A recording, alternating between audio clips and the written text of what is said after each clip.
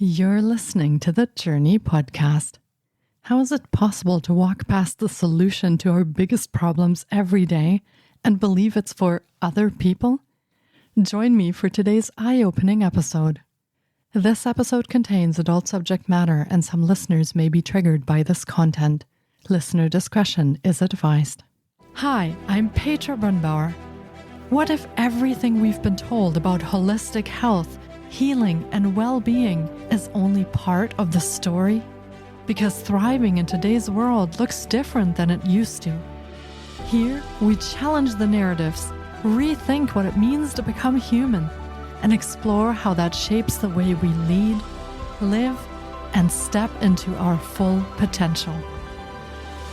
This is the Jōrni Podcast. Welcome to today's episode. Success can look solid from the outside while something very different is happening beneath the surface.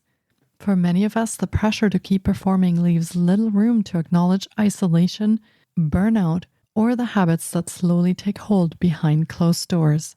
Nick Jonsson is a global keynote speaker, best-selling author, and mental health advocate, redefining what it means to lead in the modern world. Ranked the world's #1 thought leader on executive loneliness, he has spent the past decade breaking the silence around isolation, burnout, and addiction at the top levels of business. Today, he champions holistic leadership, a model that integrates physical, mental, emotional, psychological, and social well-being with professional responsibility. A certified master coach, professional certified coach, and accredited sober coach, Nick draws from his own recovery journey and more than 7 years of sobriety to create safe, transformative spaces for leaders. A TEDx speaker and international best-selling author of Executive Loneliness, he speaks regularly on global stages and partners with organizations worldwide to build cultures of resilience, connection, and balance. Here is my interview with Nick Jonsson.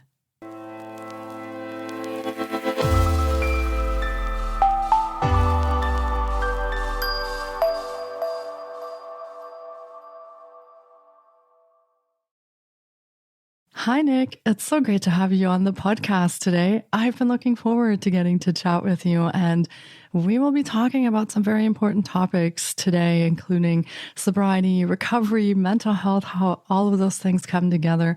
And I feel, of course, especially in today's world, such a timely and important thing to share and talk about. Thanks for being here today. Welcome to the podcast. Thank you so much, Petra. It's great to be here. And I also think it's a very important and timely topic, so cannot wait to get into it. Yeah, absolutely. 100% agree. And would you like to start us off maybe with a little bit about your journey or your story and the parts of it that you feel connect to what you do today, and also share with our listeners what it is that you do today? Yeah, sure. So I was born in Sweden. I grew up in a working class family, socially distant and introverted, a quiet Swede, looking for something brighter. So I moved to Australia, aged about 23. It was sunnier, hot, studied there, played golf and so on. And it's there I started university as well. Until I was 23, I haven't studied at university yet. So I'm a late starter in my life in that sense.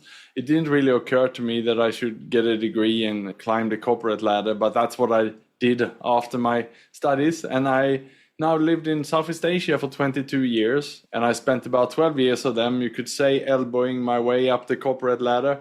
I remember starting as an account executive, and I only looked up. I only wanted to become the managing director, the general director. I worked very hard, but perhaps looking back at it, there could have been an easier, softer way to have done it. I did it by myself rather than working perhaps with my team and so on. And eventually, while I climbed all the way up, I fell all the way down as well. So these days I left the corporate world and my life has changed. I'm a counselor, a therapist, specialized in addictions, suicide prevention. I also do training, speaking, and coaching. So that's the brief intro to me. Thank you so much for sharing that. And I'm sure we'll get into some more details as we go along. But certainly, your story really resonates also with myself, and I'm sure a lot of the listeners, because very often we see this paradigm, and maybe also it comes from some of our families: go work for a big company, get a secure job, stay there, work your way up the ladder, then take this retirement.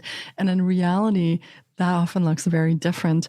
And as you said, we go a long ways up, and there's also a long ways down very often. So share with us a little bit about what that journey looked like for you, and especially the challenges that you faced and that kind of brought you into what you're doing today.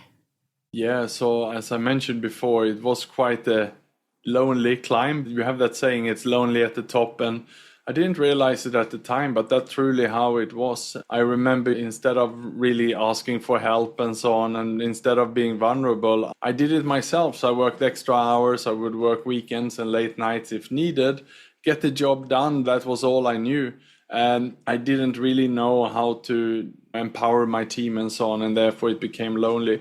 And I used to keep looking after myself, eating well, exercising and so on. But during some times when it became very challenging at work and I worked too much and I didn't have time for exercise and so on, then I started to gain weight. And with that, then instead of going to the gym after work because it was late, I stopped at the bar and had a few drinks. And what I didn't realize was that quite quickly, those bad habits creeped in and took over more and more in my life. And it was easier to stop at the bar to have a few drinks than going to the gym. And before I knew it, that had become more than a bad habit. It had become an addiction. And again, I didn't realize it at the time. That's me looking back at it, who now understand it. If you ask me then, do I have an alcohol problem? I would have just laughed at everyone. And I remember, in fact, at the time, in the job I had during that time, I was the general manager and I had 400 staff in the office. And downstairs we had a meeting room, which we actually lended out to Alcoholics Anonymous, the 12-step program. So they were having meetings there. And I remember walking past that on my way home from work and heading to the bar. And when I looked at that, I thought, oh, poor them who cannot handle the alcohol. So that's how much in denial I was. And it wasn't a problem until it became a problem, and later on, basically. Yeah. It makes a lot of sense, because I think as humans, we're wired to find these solutions to our problems. And if alcohol is a problem that helps us de-stress or helps with anxiety or any of those things, it can feel like we're actually handling the problem rather than creating a problem. So that makes a lot of sense. But yeah, I certainly feel, and I hear that a lot as well, is that especially corporate, there's a certain kind of culture there that can be very challenging to work with. It can be very challenging for people's mental and physical health, especially if there's long hours required. We have less time for self-care. So at what point did you actually realize that something needed to change? Was there something big that happened, or were you just living life and you realized that at some point? How did you come to this place where you actually thought, wow, I can't continue like this? It would have been great if I realized that, because that would have saved a lot of pain for myself and others. But I didn't realize it. So instead, I become basically delusional at that time. And I had other job offers, and I basically resigned from a great job and instead started to invest in startups and so on. I became an entrepreneur and very quickly burned through all my life savings. And when my ex-wife challenged me about what's happening, what's going on, then basically I wasn't ready to have that conversation either. So it was easier for me to just file for a divorce. So then I became even more lonely and isolated. Suddenly I was outside of work, and also I was separated not only from my ex-wife, but also my son, who was 5-6 years of age at the time. And I was in no space to even have a conversation about what to do. I just signed every document and gave 100% custody. And they moved back to Sweden, and I lived still in Asia. For 2-3 years, I was basically just failing at everything and really ruining myself. I don't know if it was some form of self-sabotage or something. And it was only at that end, when I was sick and tired of being sick and tired, that really the turning point came.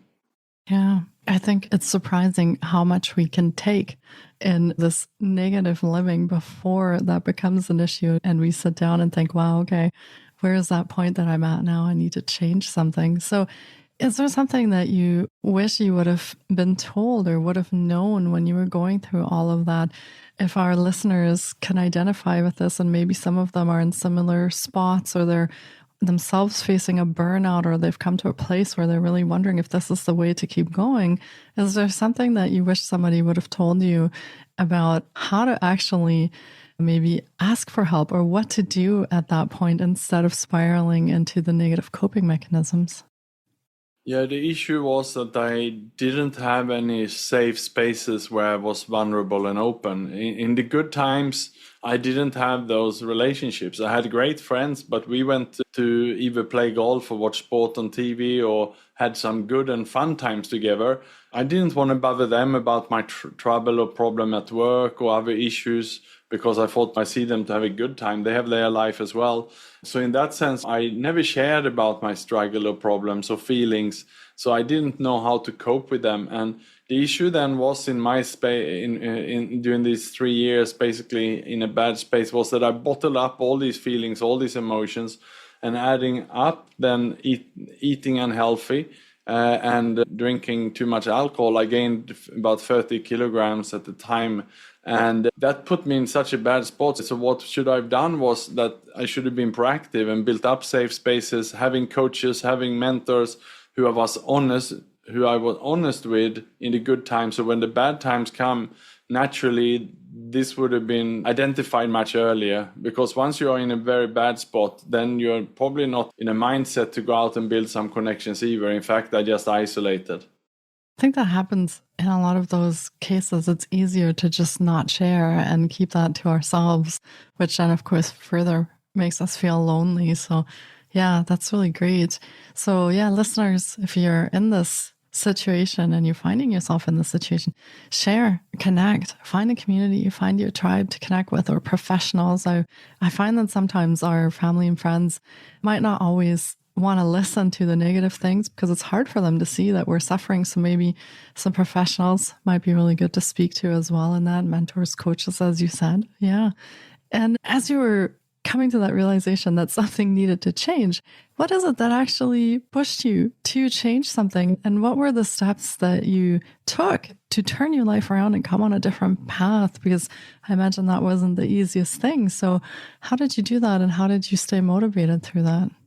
Yeah, so as I mentioned, eventually I became sick and tired of being sick and tired. And at that time, and let's call it my rock bottom, because at that time I didn't have much left in me. I was physically beaten, mentally destroyed. I was in a big depression. I hardly went out. I had basically given up on life. And I want to say that I wasn't suicidal. I didn't have any thoughts of ending my own life.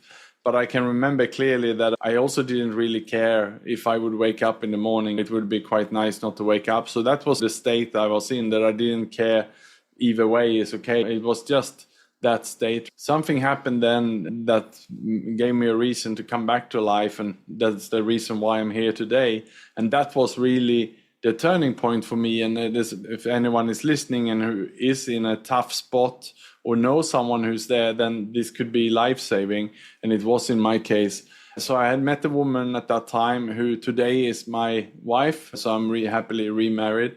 And at that time, we were actually planning to get married. So I had been out of the previous relationship for 2 years and I'd gone down all the time. But that's what I say that happened. But in her eyes, she had no idea that I was going through a tough time. But at that time, I decided to speak up to her. And as I shared about my feelings and how I felt internally, she was very surprised because she thought I was happy. She thought I was jolly. She thought we had great times together. And she didn't know at all what was happening with me. And that's despite that we were just about to get married and the relationship seemed to be okay. I was never making any troubles. The alcohol was more to medicate myself. I was not in a blackout. I wasn't drunk. I wasn't violent or anything like that at all. It was just natural behaviors. Like many Westerners, we go out a lot, you eat, you drink, and alcohol is always there. And so she didn't even pay attention to that, but until I shared what was going on. But that was my turning point. And I can say that at that time also my left foot was basically swollen like an elephant foot because I had developed a psychosomatic illness from having not shared my emotions or speaking about. So body bottling up all of this was there.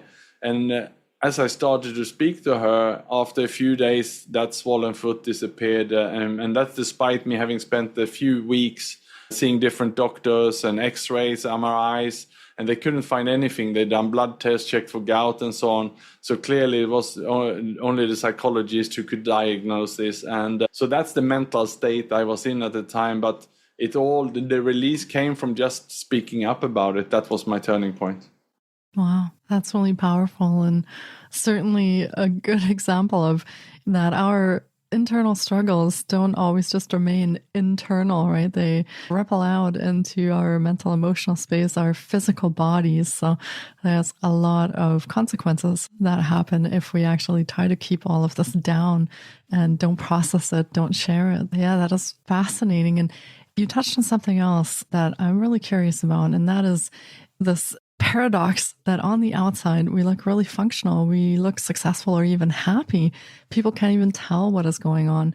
And on the inside, it's a very different story of disconnect, of pain, of hurt, of just giving up on life and looking for ways to, as you said, medicate that problem, maybe even completely disconnecting from our feelings.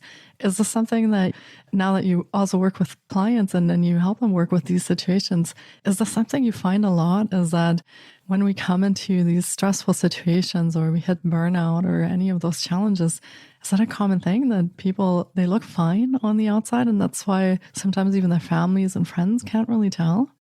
Yeah, I certainly believe so, especially with the smile and so on. And I call it in my best-selling book, Executive Loneliness, I call it the smiling depression, because I think what I learned and what people are typically also learning is that the more you smile and the more you're acting, the more people will not question what's going on inside. And so therefore I think we do it on purpose, and therefore you're not going to get exposed, and therefore people never find out. That's why no one really questioned me over those years. No one really, even in my family or so on, had any idea.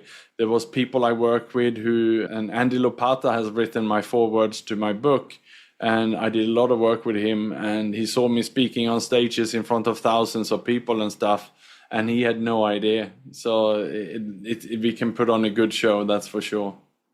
Yeah. It becomes part of our coping mechanism is that we try to keep the plate spinning and nobody really looking inside.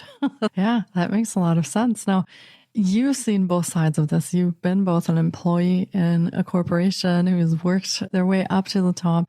You're also an entrepreneur, so you've seen the other side of that. And how do you feel that the roles of leaders and organizations play into what happens to employees or even to yourself as an entrepreneur?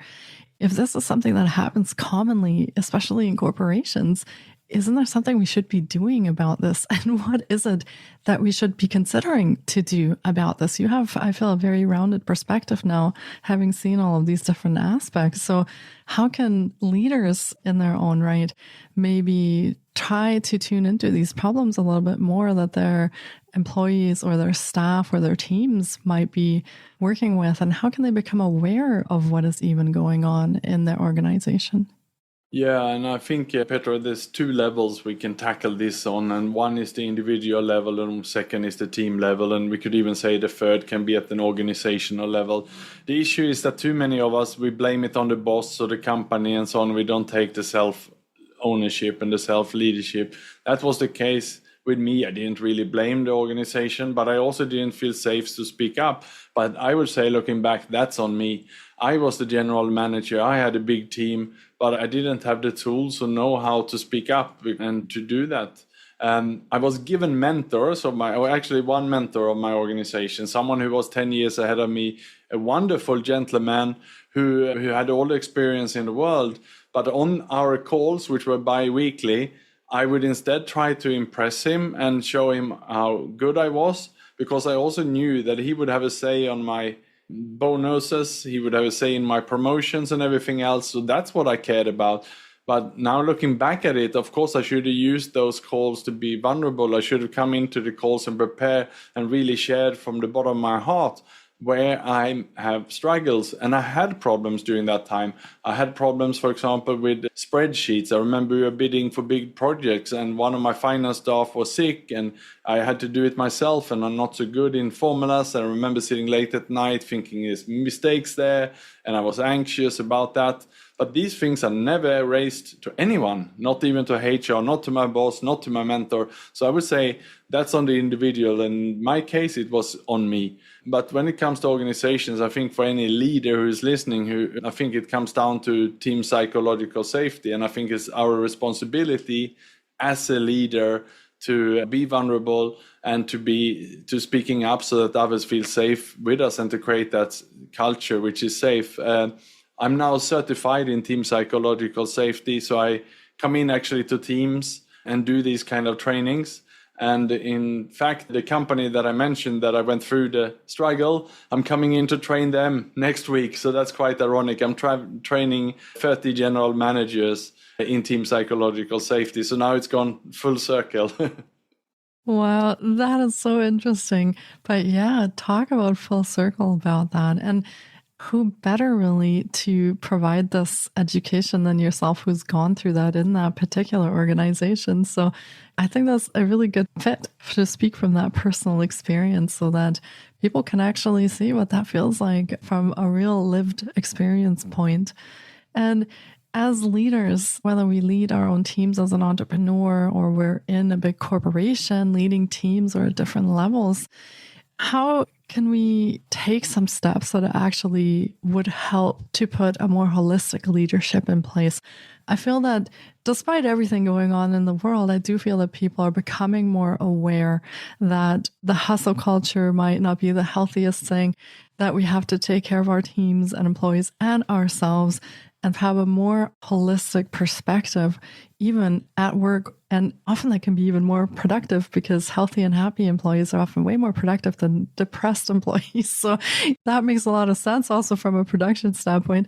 But from a simply human perspective, what can leaders implement or what steps can they take to start becoming a more holistically embodied leader in whatever position they're in?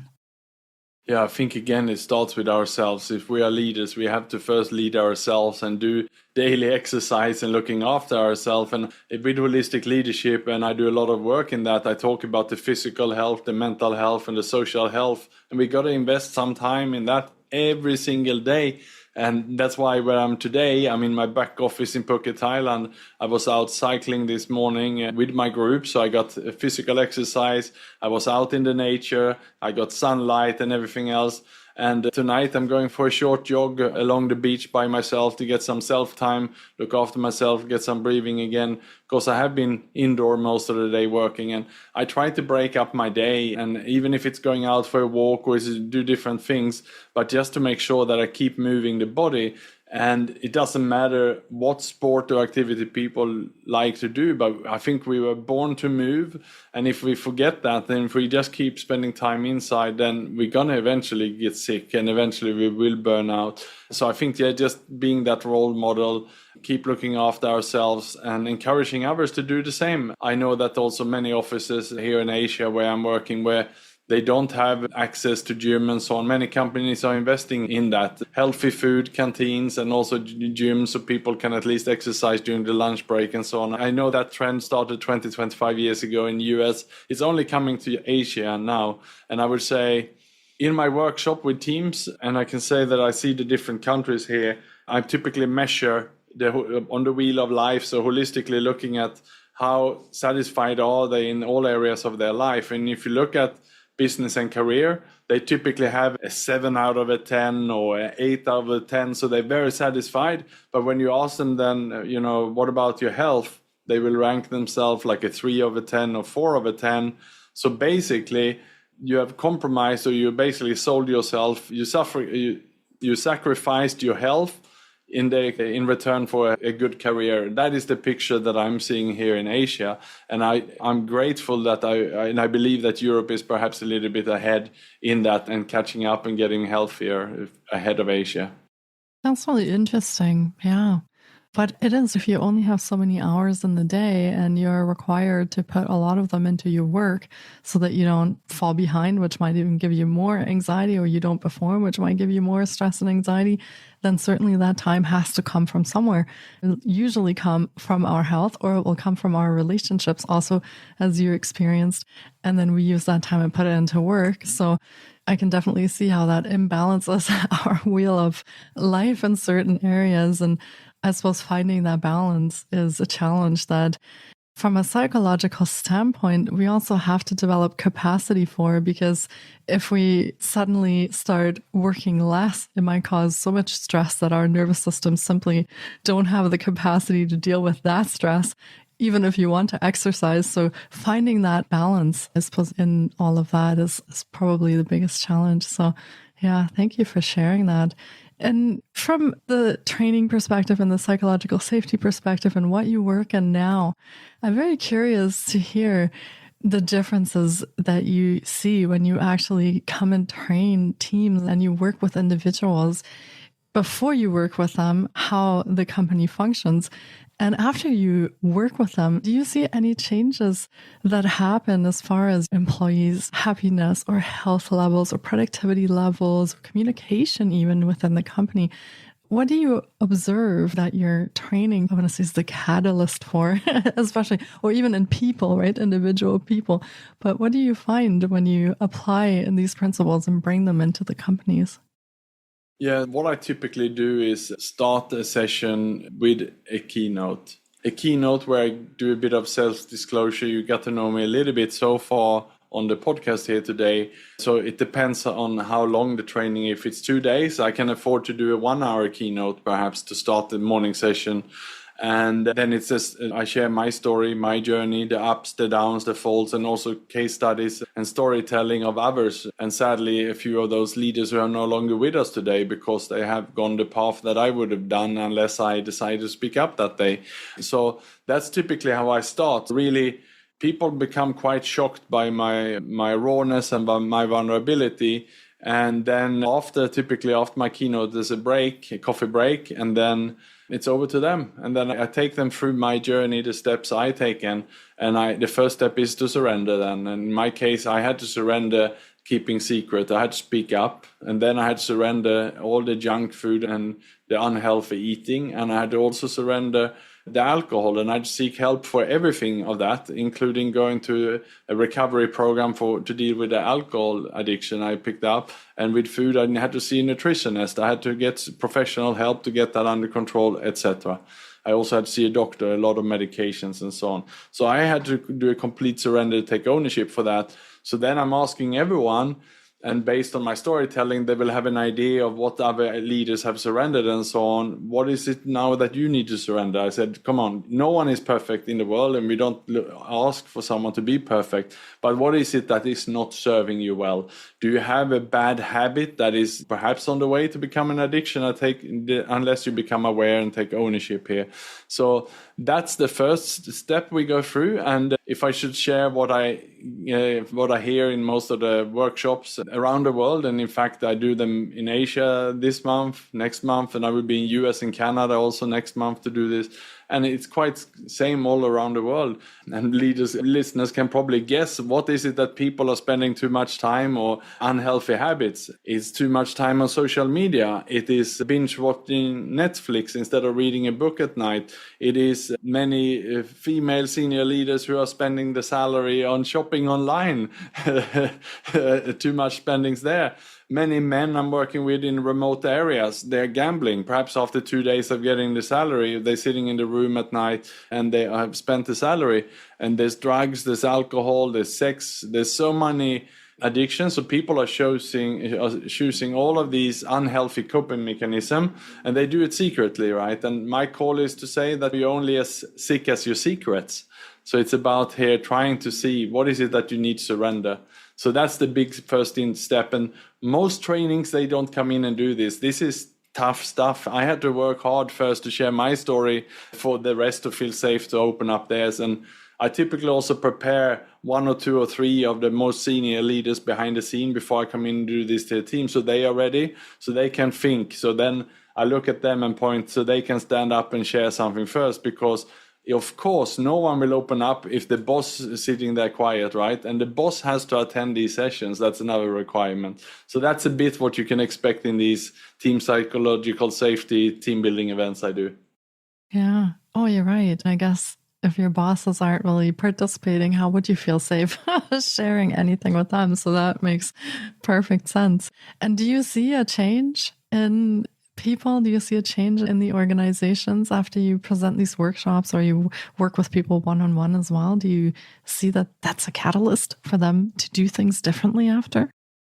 Absolutely, and I hear it also, right? And I hear it from the people I work with, the individuals and the teams, and I measure these things as well, scaling everything before and after and so on, and checking. And so it does work. And I come into teams who work together. Some of them where quite a few colleagues have worked 15, 20 years together, but they never really got to know each other deeply enough. They never shared some of the secrets or some of the tough stuff that they're going through. So therefore they didn't really bond. And here comes the thing though, I'm not saying that you should come in and share all your secrets in the office. I'm not talking about oversharing, and I'm talking about a selective group of people that you can be open and vulnerable with. And in the workshops I do, I say, this is for us to keep it confidential, and this is a workshop for that matter, right? But don't come in every Monday morning and share all your personal struggles. But if you built up 1 or 2 or 3 of your colleagues who you feel safe with, then have a morning coffee with a person and share something if it's something you're going through. Yeah, and community, of course. And feeling that belonging, it's a big part of our well-being, and lots of studies on that too, and also a big part of our well-being. So yeah, feeling that community sense of belonging to somewhere and being able to share a big part of that support as well.